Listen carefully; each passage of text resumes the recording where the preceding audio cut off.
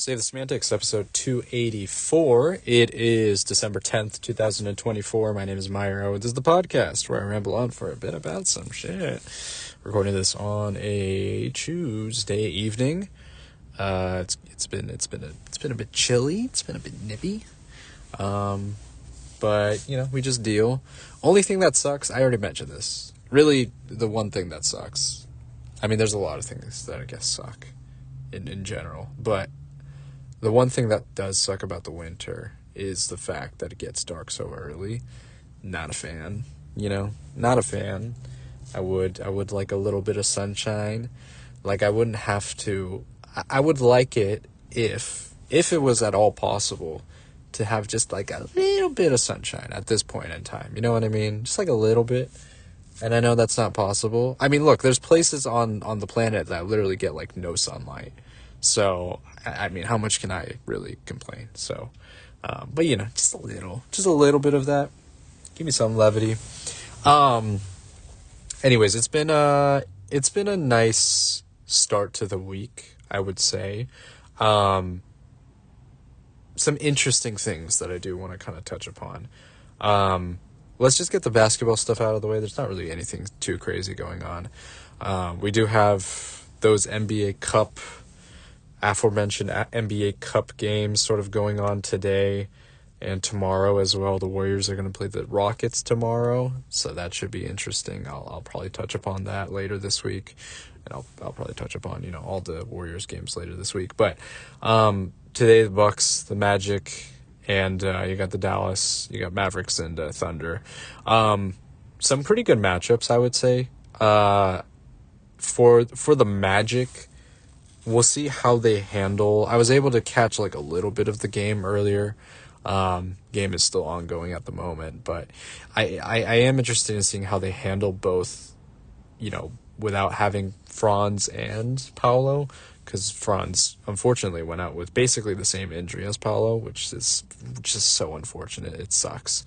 But I think that, despite that, I think that they still have a bit of a fighting chance to advance. And it's like they've faced this type of adversity earlier this season, and they just kind of continue to do so. Like, how well do you think they can adapt? Like, are they going to be well put together enough to be able to kind of push through that? And honestly, I have some level of faith. You know what I mean? Like, it's going to be tough to find anyone who can like score on that team, but like it seems like they've been able to manage so far, based on what I've seen from this game. So we'll see how they do. The Rockets Warriors game is going to be interesting because they just played last week in a pretty sort of tight match. Who was like the one kind of, it was that. The Wolves game on Sunday was a nice kind of, was some nice moments as well. But last week's Rockets game was probably kind of the one that really stuck out to me as a nice sort of highlight, I would say, considering that it's sort of been a bit of an up and down past couple of weeks for the Warriors and all that. So, we'll see how it goes. Despite the Rockets having very much an upgraded team this year in terms of just like the development of their younger talent, and just sort of cohesion following from, last year, they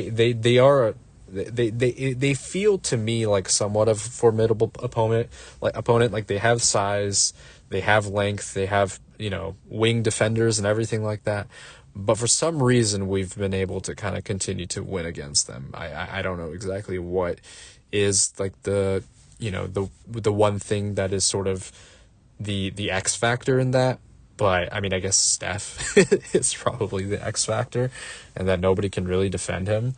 But it's just interesting, you know what I mean? Because like everything they have on their roster, if you just look at it, if you're just like roster watching, it's like they should have our number, but that's just not been the case. So I feel good going into this game tomorrow, I'm not going to say it's going to be easy necessarily, but I do feel more confident that it's against the Rockets versus some other team in the Western Conference. So maybe that sort of gives us a bit of a chance moving forward in this cup, if you want to call it that.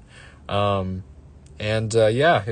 be interesting to see how things go. It's like, oh shit, they're moving back. They're moving into the semifinals. They're, continuing on from the knockout stages. That should be pretty exciting. So as I mentioned last week, this week is sort of like the Game of the Year award ceremony. I already sort of mentioned that.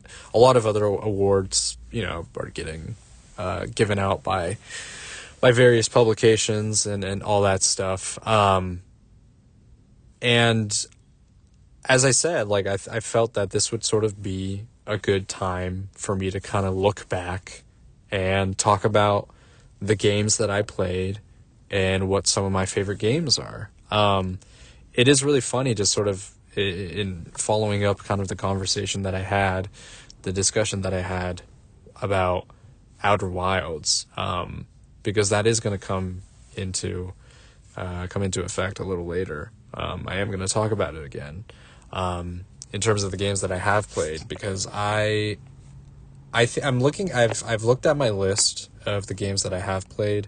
I did a little quick comparison between that and last year's list. I think last year was just pretty exceptional in terms of what I was able to play. Like I played some of my favorite games last year. Like just for reference, Tears of the Kingdom, the Xenoblade 3 DLC, Nier Automata, and 13 Sentinels and Persona 5. Like these are all like incredible games. So it's like a little hard to like top last year in terms of what I was able to play, because some of those games are really some of my favorites now.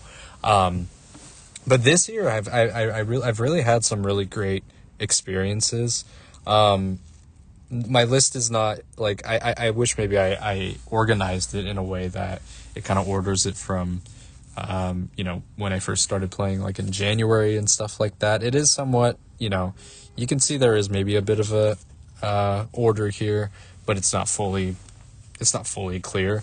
But I'll just read out loud all of the games that I did play in 2024, including the ones that, I picked back up again after a little while. So I have Baten Kaitos, Hades, Ace Attorney 3, Outer Wilds, Balatro, Disco Elysium, Triangle Strategy, Final Fantasy X, Unicorn Overlord, Journey, Zelda Echoes of Wisdom, Hyper Light Drifter, which I just started, Dragon Quest III HD 2D, and Risk of Rain 2, which, I kind of got back into recently. I finally completed a run. I touched upon that maybe like a couple weeks ago. I also played, a good chunk of Slay the Spire. I got back into that as well. So in total, I played like 1, 2, 3, 4, 5, 6, 7, 8, 9, 10, like about 12, 13, 12 like new games, which is pretty good. And I went and revisited some of the older games that that are just continuous and don't really have like a end goal necessarily, right? So yeah, it's still been a really good year in terms of what I've been able to play. I'm really happy with what I was able to do. Honestly, I think that you kind of look at this list that I laid out. I think last year was a bit more of a focus on kind of the bigger games, right? This year, like, it's a really kind of eclectic list of just like a bunch of different types of games, which I'm really happy about, because if you do look back on this past year, and I think I mentioned this before, but it wasn't like a particularly like huge year for games in my perspective. Like there wasn't one, because I sort of limit myself in terms of what I'm able to play, because I really only have a Switch, and that's by choice. Like I could get a PS5, whatever. I've talked about this, but based on what I do have, I'm limited. Like I'm not able to access these other games, the AAA titles that have come out, even then it's nothing like groundbreaking necessarily. Like there are some really good games that have come out, like Astro Bot, Metaphor ReFantazio, and Final Fantasy VII Rebirth, but like it's not, I don't know, it's not necessarily something that's like genre defining. Maybe you can make an argument for Metaphor. I haven't played it. I've only heard really good things about it. But outside of that, you didn't get like the heavy hitters of like an Elden Ring or a Baldur's Gate 3. So it's different, right? But despite that, like you can compare it to like, the AAA games, whatever in this space. I still feel like I've had a really nice mixture of games that I've been able to play, and I've had some really great experiences. I'm just looking at this list, and I feel that I've had like some really great experiences with each of these games individually. And I thought it might be worth just kind of going over. I'm trying to go back in terms of what I played and that kind of thing. Also, I think what's worth mentioning, and I think what might be helpful is like, right now is sort of the period where like companies, and I think Spotify sort of started this with their Wrapped and whatnot, where they provide kind of a summary of the music that you listen to. I got that recently. I think Nintendo is supposed to release maybe somewhat close to this time, and maybe that's something that I'll maybe integrate later on once that does come out maybe later this week. And then I could also talk about that it kind of in tandem with the Game Awards and my thoughts on that. But right now, I'll just touch upon, and I don't know if I'm going to talk about every single game right now. I'll probably save that conversation for, later this week. But I'll start off with kind of the games that I sort of carried on into this year, towards like the beginning of the year in January and like February, that kind of time.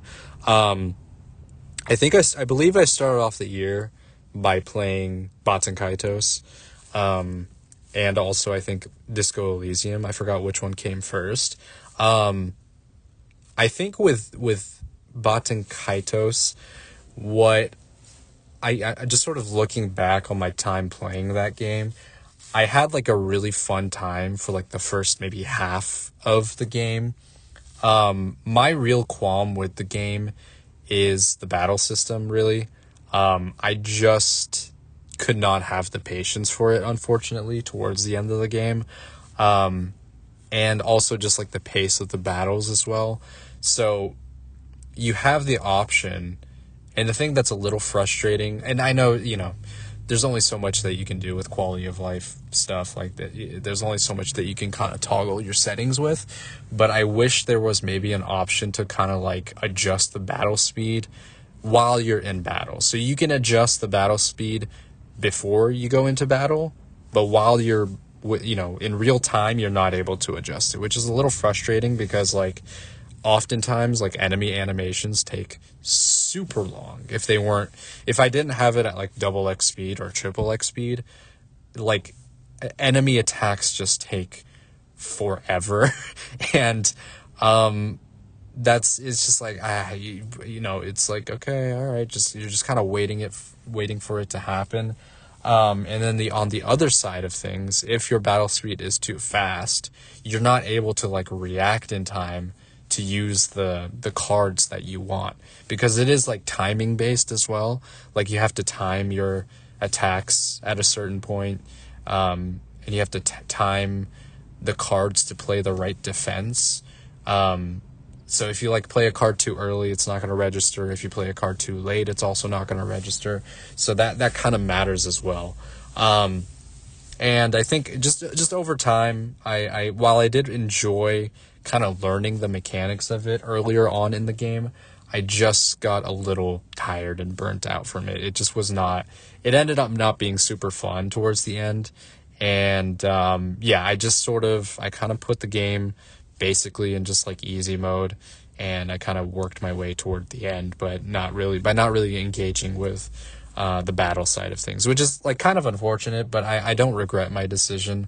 I just could not, I did not want to force myself playing the battle system, you know what I mean? And it sort of made like I I do want to get into the second game as well, Baten Kaitos Origins, because I've heard good things about it.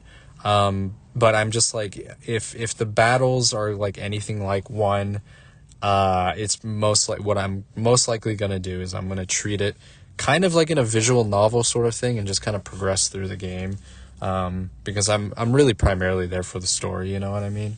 If that gameplay is not engaging enough for me and it's not interesting enough for me, then I'm just probably just gonna stick to just like, you know, sticking on like a story mode basically. So we'll see how that goes. I still have Origins on my list of games that I do want to play sometime later in the future. It's not super high right now, but I do have the game. So if I do, you know, if I do eventually kind of have, you know, if I sort of run out of games or whatever, and if I just have like a bit of an itch to get back into it, get back into the series, then maybe I'll pick it back up and give it a shot. But for the time being, I did like the story. I did like kind of the twists and turns that it did take. There are some moments where there are like backtracking and that kind of thing. I think it suffers from some of the symptoms of like an older JRPG, right? And so it might be a bit too, you know, if it's a bit hard to like recommend this to like someone who's playing like a JRPG for the first time, because it feels a bit antiquated. It does, like it's an older game. So I think that if you are someone who is already used to JRPGs, this is fine. Like this is probably in line with your expectations and whatnot. But yeah, it's a little hard to like be like, yeah, no, this is like a great game. I think it's cool.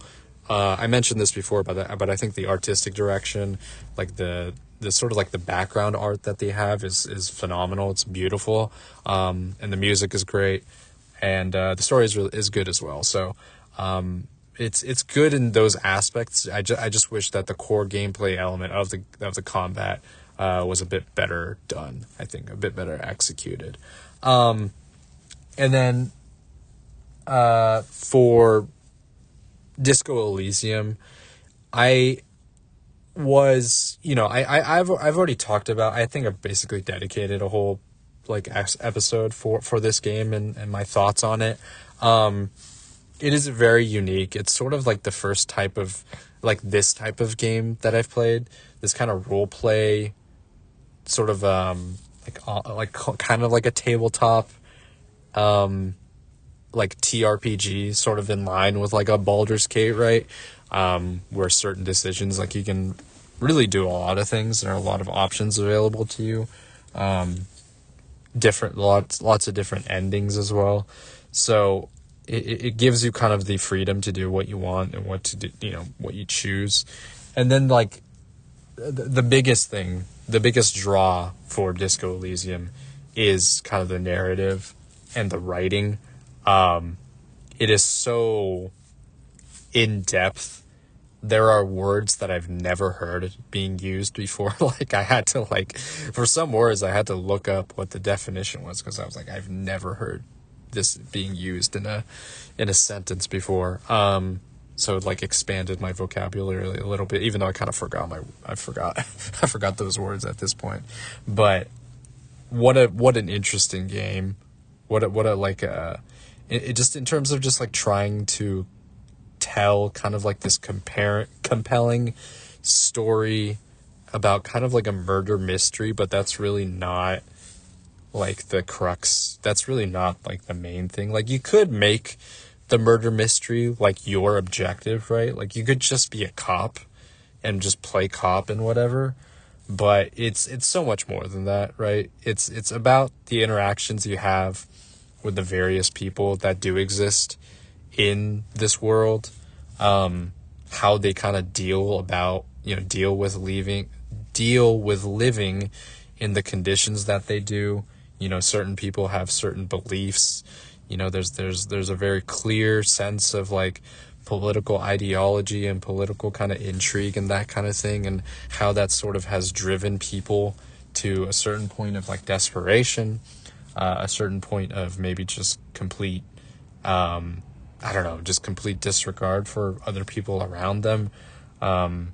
how sort of there's just these power structures that you can adhere to, or you can try to go up against. Like there's so many things that this game like commentates on, and it never feels like that it's like lecturing you necessarily. It's more so like you have characters in the game that are giving their like perspective on the issue, and are, you could argue, maybe are lecturing you or something like that, but it's given within the context of this character's dialogue, right? It's not, it doesn't feel, it might be the perspective of the writers themselves when they talk about these political concepts and social concepts through the characters, but it just doesn't feel that way necessarily. Like, it feels really believable that these are what the characters would actually say. And it really, you get some of the most like in-depth like side characters ever. Like the NPCs that exist, they all have something. Like they all have some kind of backstory. Like you can have just these like long conversation trees with them, and you can learn so much about who they are. And it's really fascinating. Like you can choose to align with certain characters.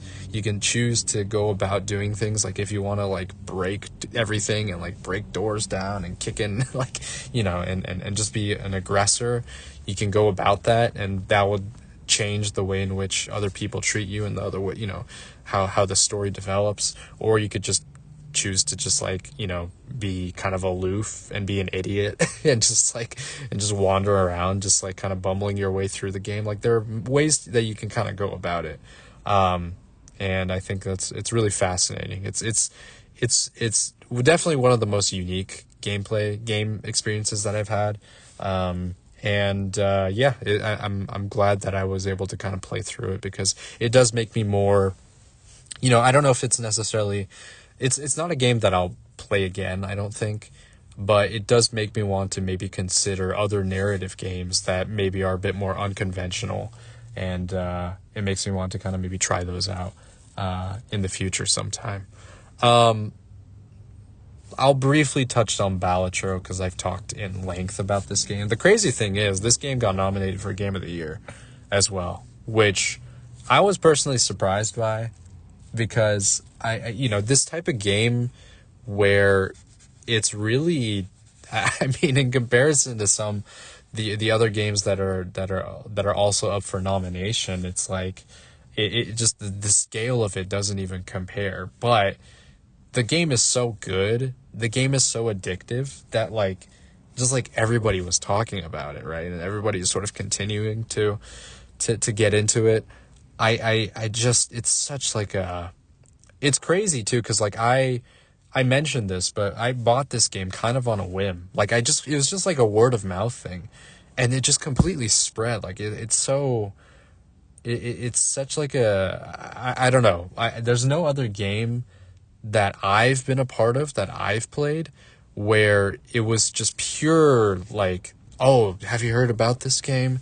This game is really good. You should try it out, right? Where it wasn't some kind of massive advertisement campaign from the developer. No, it was one dude that made this game, and it just has grown to such an exceptional level that it's hard to believe, right? This is the most kind of I don't know, word of mouth type of game that I've again really been a part of, in terms of playing and really being there at the start. Well, not the start because of this game was an early access for a while on Steam, I believe, right? But I bought it immediately after it came out, because I was I want a card game. I love Slay the Spire, and I've just been looking for kind of the next big thing, and this is the next big thing. Crazy, but I'm happy, you know what I mean? I don't think it's gonna win. It would be pretty crazy if it did win, but really just awesome. I'm happy for the developer. It's just, and I'm excited, as I've said and I mentioned before, but I'm excited to see what the updates are going to be for this game, because I've sort of, I haven't done every single thing that you could do. There are still challenges that are available. You could still go through each of the decks to get them to the highest tier. But I do want to see maybe a bit of an update in terms of the gameplay, whether there's going to be other like challenge modes or whatever, or if there's going to be like maybe like a daily challenge thing, kind of similar to Slay the Spire. Hopefully, like with the success that it has been, that's going to, lead to more, continuous updates and that kind of thing. I think that's probably the direction that it's going to be going for. And I'm very much looking forward to whatever is going to be next with this game, because it is one of my favorites of this year for sure. And I've just, I've played this thing to death almost, right? Just what a great time. Ace Attorney 3, I had beaten the other 2 games in the original trilogy before this one, but I think I just put it off for a little while because I think I got, I either got busy or I started playing something else. And I eventually went back to 3, and I went through it, and it was a lot of fun. I thought that it was like a pretty satisfying conclusion for the whole series in general. I don't really know, like, what... is it Apollo Justice next, or is it like the other Ace Attorney games? I don't exactly remember what the order of, like, the... I just know that the first 3... the original trilogy is on Switch, and I beat that, but really fun. That is kind of like the visual novel type game that really kind of got me into maybe this type of game, and that makes me more open to try other games out. And I also forgot to mention, I did start playing Emio the Smiling Man.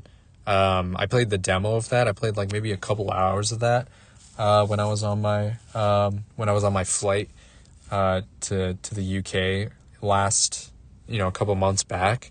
So I did play a little bit of that, but I don't know if I'll buy like a full copy, because like I'll wait until it goes on sale is kind of what I'm thinking.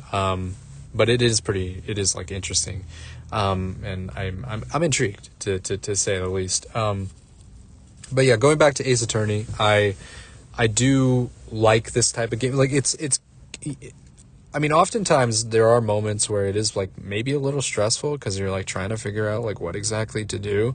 But for the most part, it's like a pretty chill gaming experience. Like you're not really expected to do a ton of things. Like you might have to rack your brains to pick the right exhibit to present to like the judge or whatever. But outside of that, I think the game is, these games are pretty straightforward in terms of what you need to do, point and click / like visual novel kind of adventure. And it's a fine series. A lot of it, and I looked at the amount of time. It's like these games are pretty lengthy too, right? Like I've put in a good amount of time into the whole trilogy. So it's good. It's good stuff. I'm happy with kind of the progression and just the craziness that it ended up going towards by the end of the game and story. I also, and I'm trying to remember if this might honestly been even earlier in the year, but I completed Triangle Strategy, and I liked it. I thought I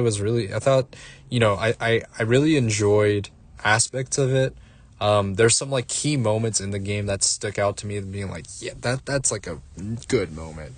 The one moment that comes to mind is kind of the confrontation that the main character has with his like mentor, and they have like a kind of like a battle of wits in the actual physical battle, and that moment really sticks out to me. That's probably like the highest point and the highlight of the game for me. The gameplay was good as well. I do like the tactical aspect of it. I do like the leveling system as well. Like there's not like a ton of customization, but there's simply just like if you're able to kind of, get your character to level up, they're able to, gain access to more abilities and whatnot. And you have a lot of characters at your disposal, so you can kind of like mix and match the way you want it to, similar to like a Fire Emblem game, but a little different. I do think this is one of those things. So the game has multiple endings, as I mentioned a while back, and there was also apparently like a true the pure ending or something, whatever it's called. And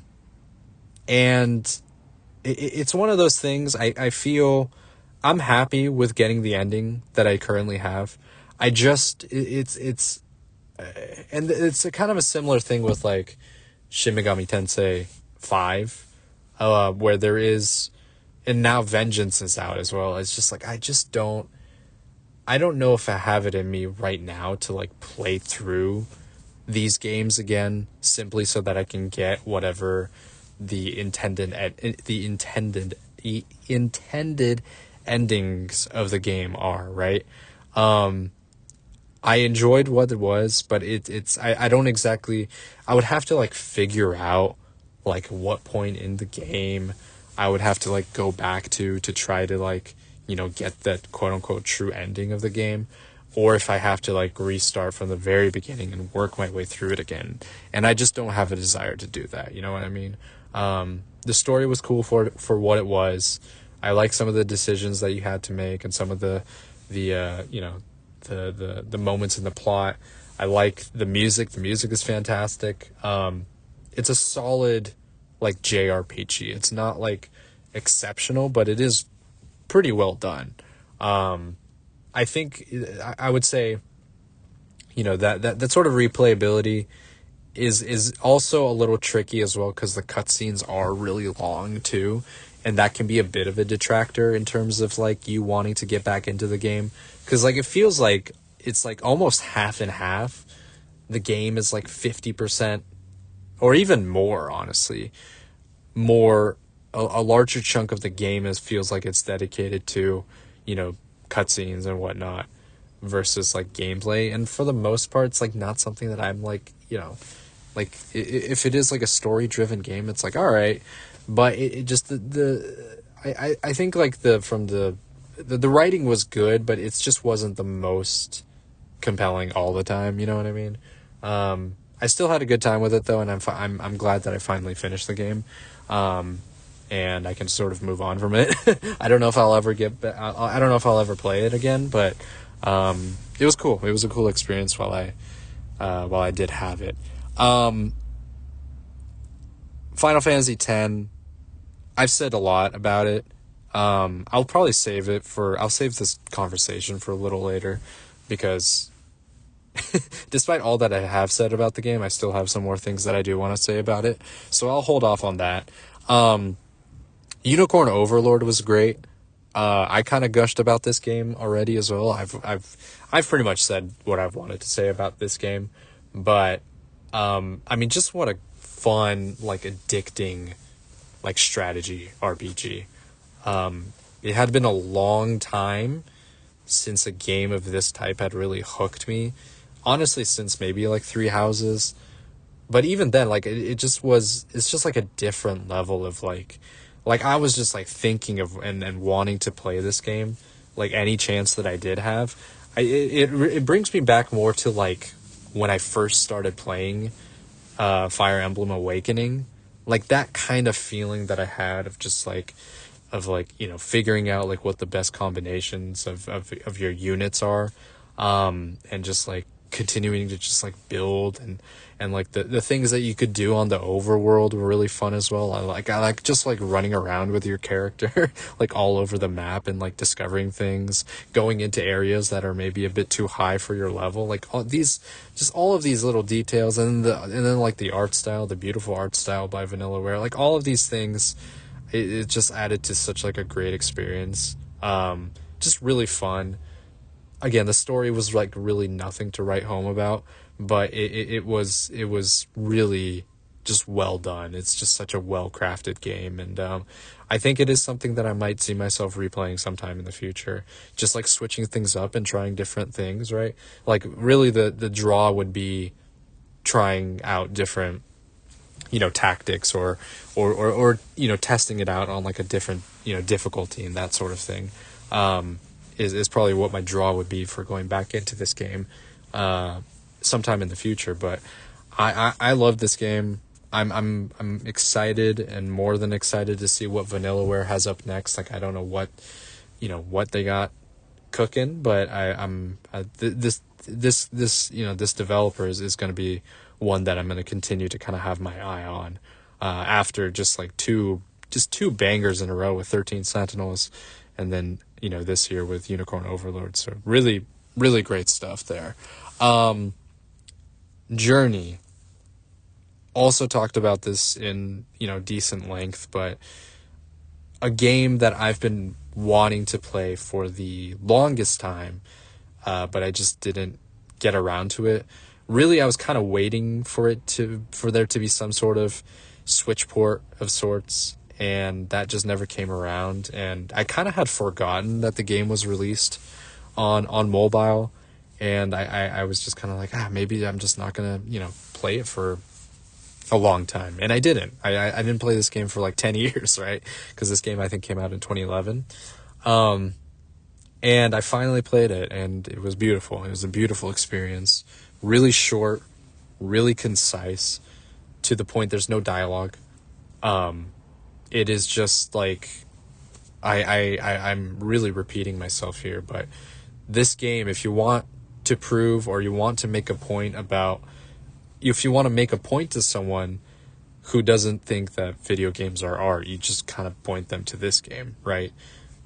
Maybe there's the pushback is that there's not really, the gameplay is not as compelling, but it's like, it doesn't need to be the most in-depth gameplay mechanics to have some sort of emotion with you. Does the story have to be so complex that it results in you having some kind of reaction to it? You know what I mean? Like, even the most simple stories can have a really important place in your life, and you hold it really close to you. Like, it can, the simplicity of this game, and just like kind of the very clear sort of like intention with, in terms of just like going on this journey to a sort of end, I think is beautiful and incredibly well done. And just taking in just these moments that you do have with the world, like in this kind of almost barren world, but like interacting with these things to where there is like music, there's some kind of harmony, you kind of collaborating or coordinating with like the spirits of the world. There is like an option for you to like play with like alongside another player as well. So there's like you having a connection to the world in some way, shape, or form, so that you can eventually get to a certain point. But the destination, again, it's like really the destination's not the point, right? It is just kind of like embracing each of these moments. Quiet, maybe it's loud, maybe it's a little scary, but just like kind of moving through it the best way that you can with the resources that you do have, and the potential people that you do have around you. Just like a awesome game. And this is one that I could see myself replaying. Absolutely. Like, it's really short, and just kind of walking through the sands, going through the various areas in the game, and just listening to the beautiful music. It's just like a really serene kind of experience. Like, there's like one or maybe two moments where there's like a bit of quote unquote combat or whatever, but it's really nothing. Outside of that, everything is just kind of like you're just listening to the music, and this makes me want to listen to the music again, honestly. Just beautiful stuff. Next, well, again, this isn't really in order. I'm just kind of following the order of the list that I do have. Next, I played Zelda Echoes of Wisdom, and I was very surprised when they did announce this back in June, because I was like, I just don't like, and the fact that you do have Zelda as like, having this as her first sort of entry as the protagonist, I think is like a pretty momentous moment. And I think the game, it will be interesting over time, similar to how Tears of the Kingdom was first how it was first received, the initial response, versus how it was sort of reflected on over time. I'm curious if that's going to be kind of similar for Echoes of Wisdom as well, because of the gameplay mechanics, because of kind of the open-endedness of it, that kind of thing, right? I do think that there are some really, there are some valid criticisms that I've also levied toward the game in regards to kind of the menuing and maybe not having the most like robust ability to choose your abilities. I think that does kind of hinder the experience a little bit, and the combat not being exactly the most compelling. I do think that those are all things that maybe hold this game back a little bit, but despite that, I still just had a blast with this game. It had been a while up until this point for there to be a new top-down / 2D Zelda game, and this one I feel really just delivered, and I'm just happy that there is this Zelda game still available. Like, they're still going to be putting this out, right? Because it had been a really long time since there was an original top-down game, right?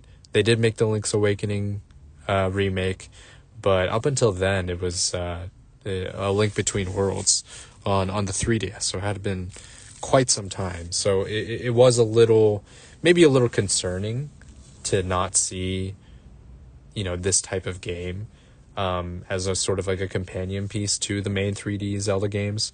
But it really gives me a lot of confidence to see this game come out. And I'm excited to see, what other direction they can maybe go with this. I hope they don't fall into complacency. I don't think they will.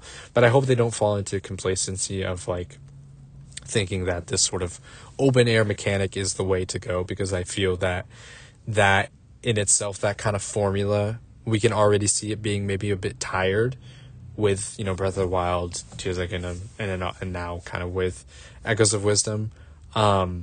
So hopefully there is maybe a bit, like, you can try to find maybe this happy medium of having kind of an open air game with more of like a focus on story. I think they sort of tried that a little bit with Tears of the Kingdom, with the kind of the narrative, but it just wasn't the best marriage of it, I would say. So maybe moving forward they can try to find some kind of balance. I don't know what the next game is going to be. Considering how successful both Breath of the Wild and Tears of the Kingdom were, it wouldn't surprise me if they sort of continued in that direction. But I do think people are going to eventually get a little tired of that. Fantastic games, of course, like incredible games, but there's got to be some kind of innovation. And I do think that they'll find something. Like they've always been able to just do some different things, like the way they went from, obviously you could go all the way back to Ocarina with just the innovation going into 3D, just 3D games, and then you could think about the huge leap that they took from Skyward Sword to Breath of the Wild. Like these are all things that they're like innovators. Like they're gonna find some way to make a compelling game, right? And I'm excited to see kind of what direction the next game's going to take, and whether they're going to incorporate these other games, the Switch titles, into the new game. Whether maybe Zelda becomes playable in the 3D entries. That was something that I kind of proposed a while back. Like hopefully this sort of, this game gives Nintendo some confidence that people want to see. Like, they want to see some variation with the characters that you are able to play, especially just allowing you to play as Zelda. And I think this is a good first step in kind of making that happen. So I'm excited to see if they do incorporate anything like that into the next 3D Zelda game. Most likely, kind of release for the Switch 2. So yeah, keeping an eye out on that. But it got me excited into, I was very happy to kind of see what to see the result with Echoes of Wisdom.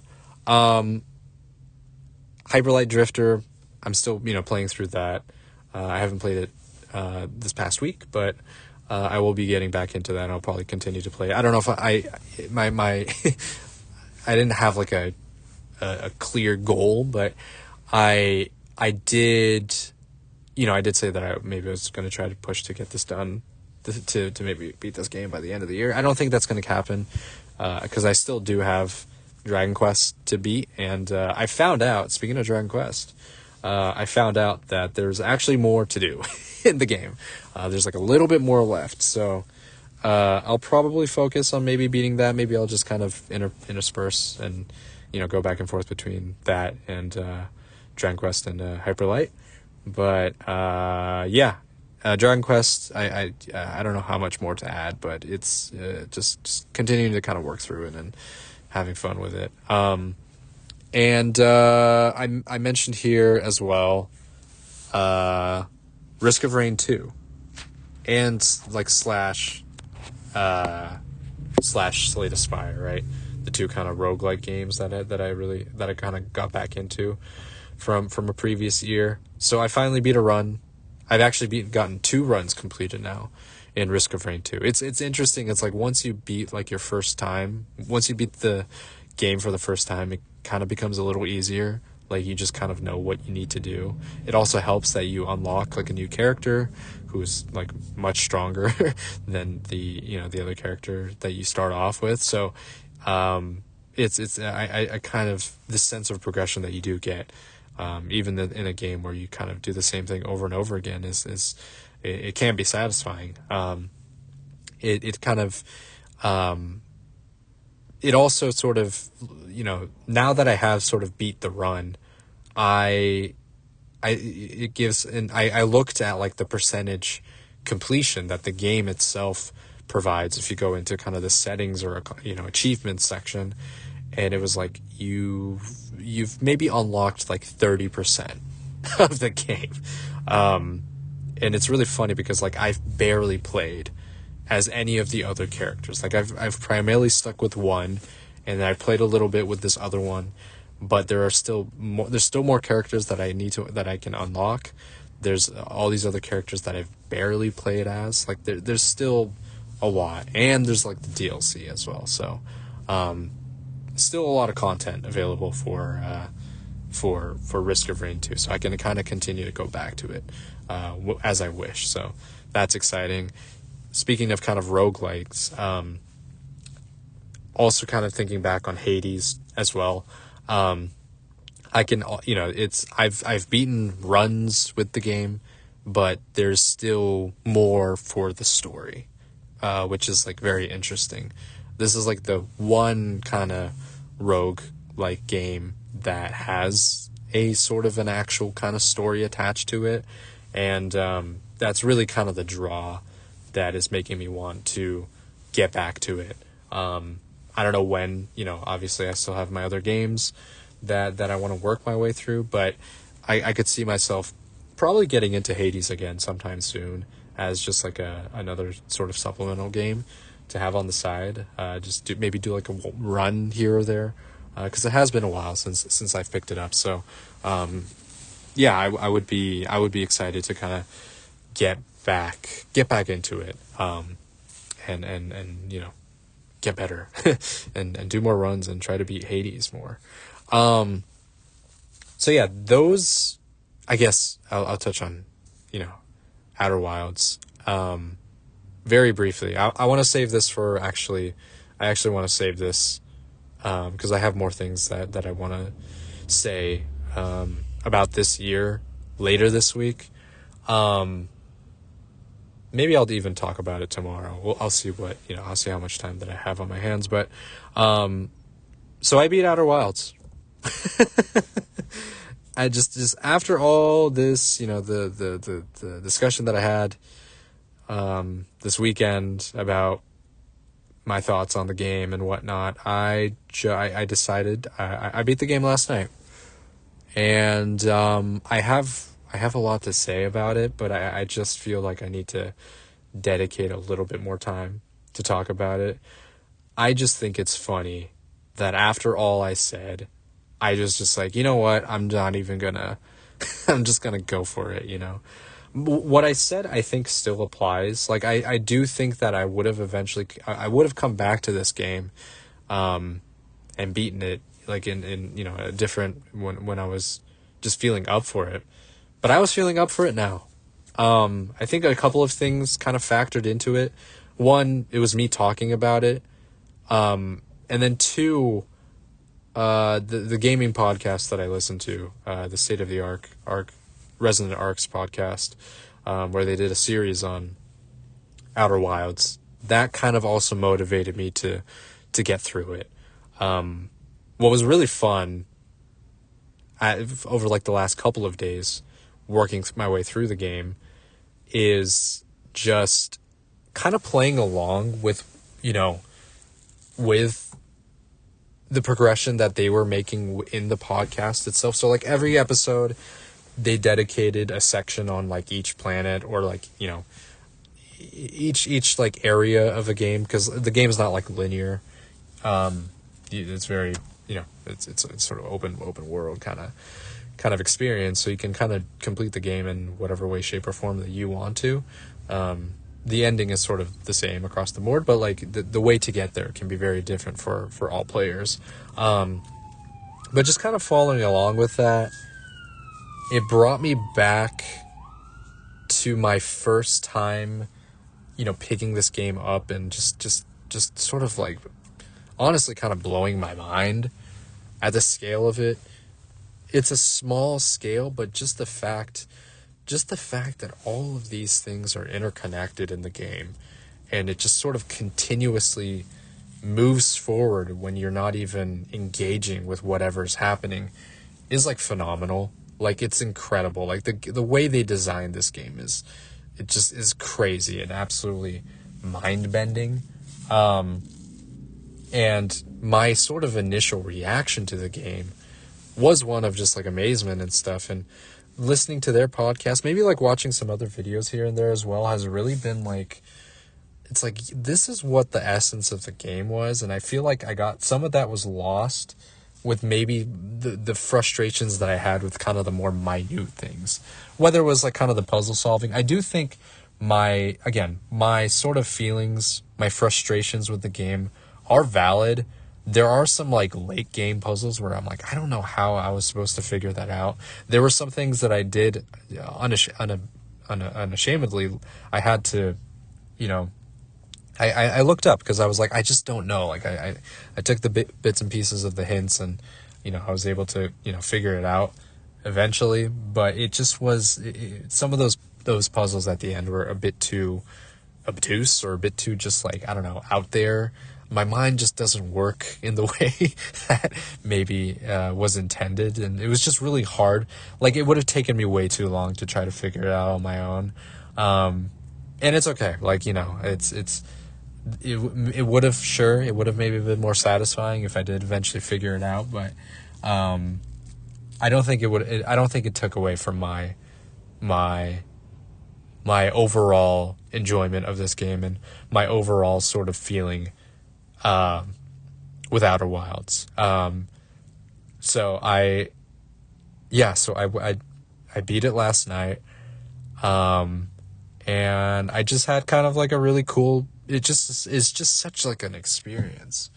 It is an experience that you can't really, it's really hard to describe without someone out, you know, without you playing through it. Like it's like the culmination of everything. Like you were just so like sucked into this sort of thing. The way they presented just conceptually what was happening, it becomes very abstract at the end, which I really liked. But just like reaching that point where you like jump, like you kind of like jump from point to point, and every time it's like, oh man, there's just like you kind of get like, and I think maybe like the first person perspective kind of helped with that, because like you're leaping into that whatever you're like jumping in to whatever it is that you're jumping into. And that kind of, I don't know, that's something that I haven't really experienced so much. Just like kind of like you're getting like sweaty palms, really. Just like going into it, you're like, this is just, it's something. And I really want to like talk more about it in depth. So I think I'm going to save that conversation for later this week. I've already been talking for like an hour, which is crazy, but I still have more things that I want to say in reflection of, the games that I have played. And I also talk about, which game was my favorite game that I played this year. So we'll save that. I'm going to put a pin in my thoughts, my thoughts after I beat Outer Wilds. And then I'll also talk about, what my favorite game was this year that I played. So, and then I guess I'll probably maybe touch upon, the Game of the Year kind of awards. I'll see if maybe I'll do this tomorrow. Maybe I'll do this later this weekend. I'll see how I feel. But, yeah, I'm going to save that conversation for later because, I want to dedicate more time to it. So, yeah, so stay tuned. Obviously, once, I'm going to edit it, so it's going to, transition to the next thing. But, yeah, stay tuned until that discussion later, or I guess for you, just a bit. All right, recording this on December 13th. It is a Friday afternoon. Gonna be a bit of a quick one. Mostly just kind of wanted to wrap up some of the things that I was talking about earlier this week. Just regarding my favorite games and all that stuff. The Game Awards also just happened yesterday as well. It was pretty fun. I think last year there was definitely a lot more cynicism about it, just in regards to, how corporatized it was and, how many advertisements there were just throughout. And I mean, you could kind of make the same arguments this time around as well. But I do think the announcements that were being made, and then also just the, pace of the show, I think was all right. Again, I didn't really watch the whole thing. I kind of mostly just kept it in the background while I was doing other stuff. But yeah, it was there's some cool announcements. It's probably not games that I'm going to be playing anytime soon, but some pretty cool stuff. Definitely you can see on the horizon. So it wasn't nothing too crazy in kind of my ballpark, but yeah, definitely I could definitely see a lot of things that could please some fans on there. So yeah, I think overall pretty solid. Fairly entertaining for the most part. Last time I was talking about Outer Wilds and kind of my, obviously I've sort of talked a bit extensively somewhat recently, just of my thoughts and my feelings of the game and how they've changed and everything like that. Since I have beaten it, I beat it earlier this week. I believe on either Sunday or Monday. I think this game is really special. I don't know if I would consider it to be like one of my favorite games by any means, but it is a special game. I think for me personally, I think I just struggle sometimes with puzzle games. Like I do enjoy puzzle games. Like I enjoyed things like Layton in the past. I've played some other things here and there. Ghost Trick I've played, these kinds of things. Ghost Trick to a lesser degree because it's not as crazy. It doesn't involve too many I don't know, brain games or anything like that. But I enjoy them, but I'm just not great at them. It honestly kind of aligns with how I am with strategy games. I love Fire Emblem. I do, but I am not very good at the games themselves. I am just not good at strategy. I'm not good with board, coordinating my units and moving them to the right spot. I'm not someone who's the most patient. at that kind of thing. And so I kind of struggle with that. And a lot of those same struggles and frustrations kind of came into effect when I was playing Outer Wilds, which was kind of one of the things that made me stop playing the game for a while. Obviously I there was a point where I just kind of reached a point where I just did not feel that I could move past it, and I didn't want to brute force my way to the ending of the game. That just didn't feel right. And I'm happy that I put aside time and kind of came back to it, as I mentioned before. And just sort of playing through it, it does kind of make me think about my experience with it, and just like I don't know, just what a unique gaming experience it was to play through this game, because it is so unlike anything else that I have played. It's really hard to even really make a comparison, honestly, because there's nothing out there like this. And so, because I'm so accustomed to games where there are very specific guidelines and accomplishments and achievements and whatnot, that I was sort of in kind of the mentality of, okay, what's on the checklist? What's the next thing that I got to do? There's a question mark for this planet. It hasn't been fully filled out, so let's make sure that I'm able to find everything for this planet, so this checklist is filled out. And I kind of approached some of me playing through this game in that manner, where I did sort of treat it as sort of a bit of an achievement or thing to be or a mission to be accomplished, that kind of thing, right? When really the heart of the game is that it is just sort of the sense of exploration that it entails. There is sort of there's no clear sense of, I mean, obviously in hindsight, looking at the game, there are ways you could sort of optimize the experience and go from place to place and complete objectives in a certain way, but that just defeats the whole point. This game is something that I think is really truly meant to be played once.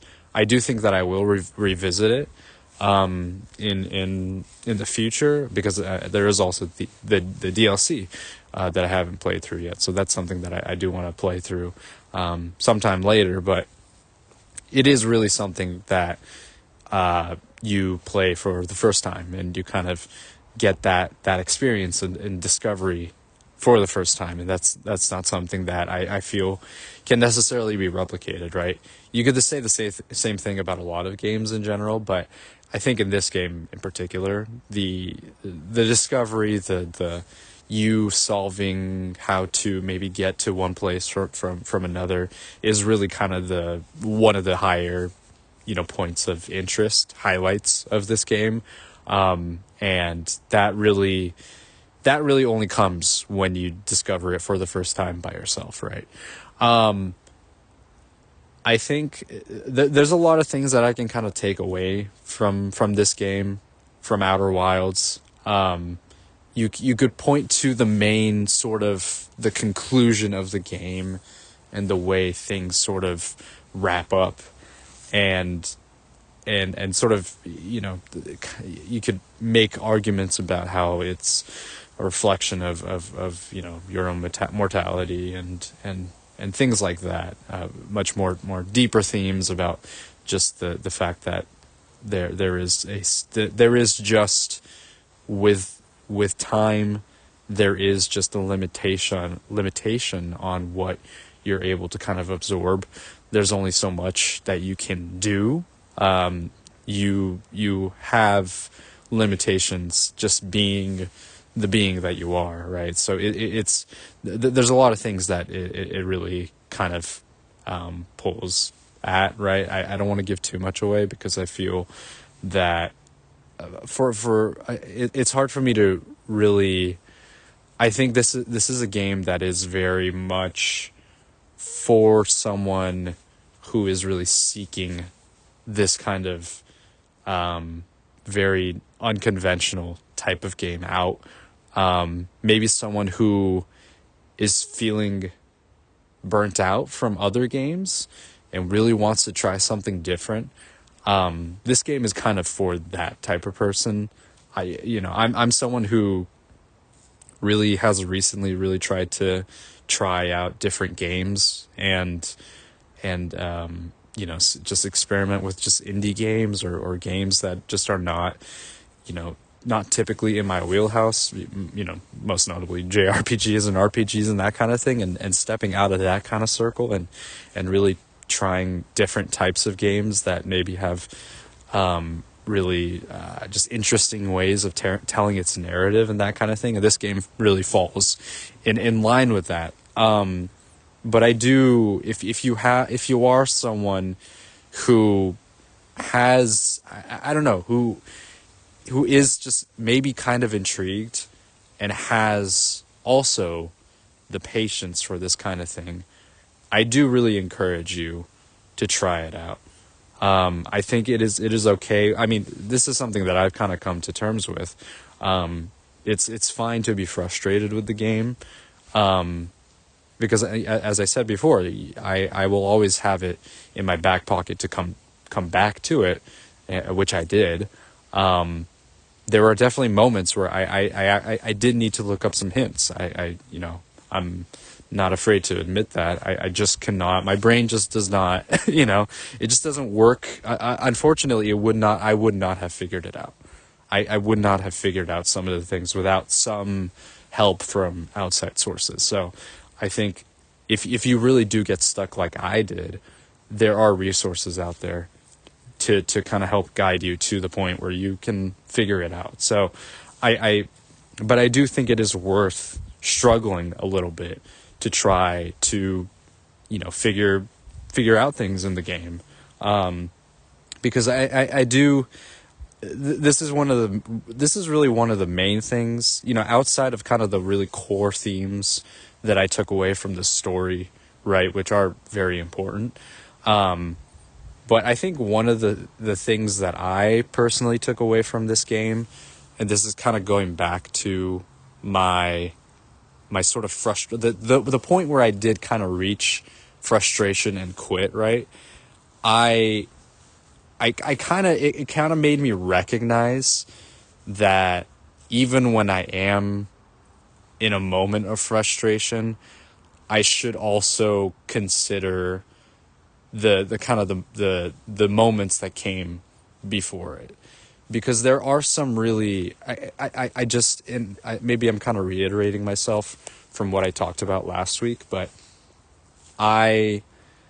there are some like genuinely just awesome moments in this game, and I don't want the frustrations that did come with this game to overshadow those moments, right? And I sometimes feel that, like, sometimes with certain games, and I think that this is totally justified. Like, if you are at a point where you're just simply not enjoying something, then I think it's perfectly fine to move on, right? I tend to be someone who really tries to stick it through and complete a game by any means, but I really try. I really want to try my best to get to the ending of a game and see it through. So kind of what this game gave me a sense of is that even though I do hit those kind of frustrating moments, it doesn't take away, it doesn't absolve the other wonderful things that did come with the rest of the game. Just the moments of clarity, the moments where you discover something new, when you do, because there are some times where I was able to figure things out on my own, and it was incredibly satisfying. There's a couple of moments that stick out to me. There's also a time where I basically kind of just pushed my way through and found and kind of made a solution work for me when it probably wasn't the right way to do it, but I still, I kind of did it my own way, and it sort of worked out, right? Those moments like that, I don't want it to be overshadowed. I don't want it to be kind of taken away by, maybe me being a little frustrated with a later game puzzle, because at the end of the game, it still encapsulated just the entirety of my experience, which was just kind of like, you know, just awe and reflection and all of those things, right? Because there are so many moments in the game where you can just kind of sit anywhere, you know, any of like the planets. You could sit in the middle of space and just look at the stars, look at the sun, and just kind of let the time pass by. That you could do, you could just kind of do those things. And you know, at the end of the game, it is really a moment to just kind of reflect, just in general, for just about the whole experience. And yeah, I think that because this is very unconventional.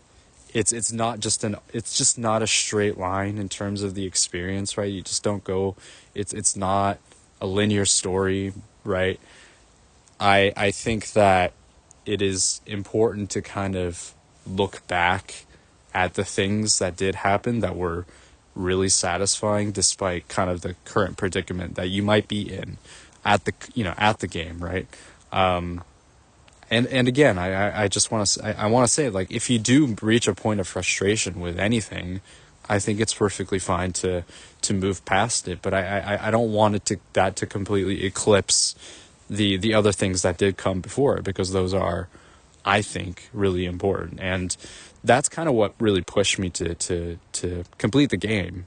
You know, amongst the other things that I already talked about, but I just wanted to see like more.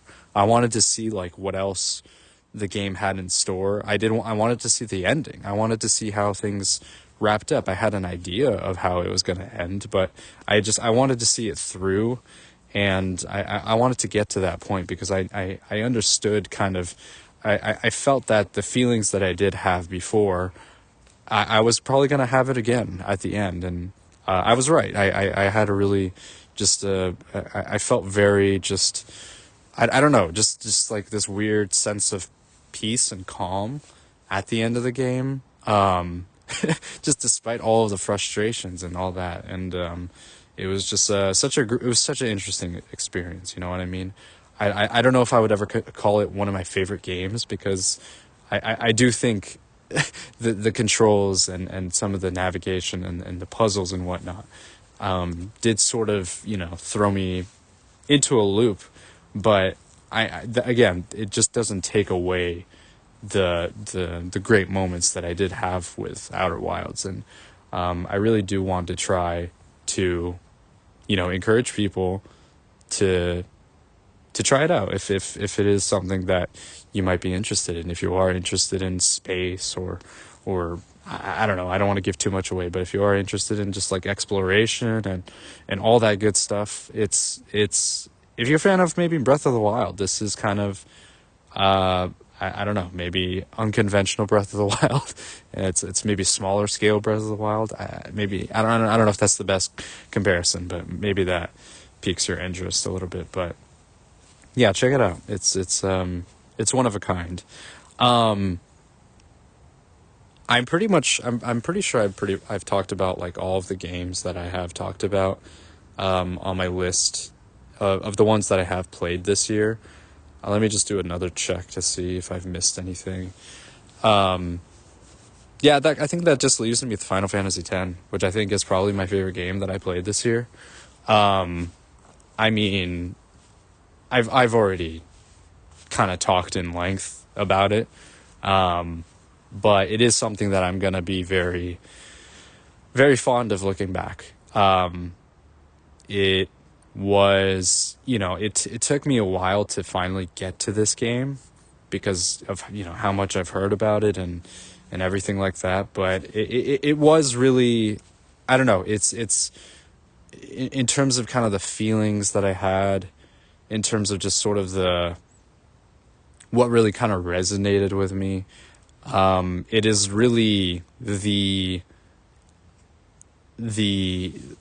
has the makes of one of my favorite games.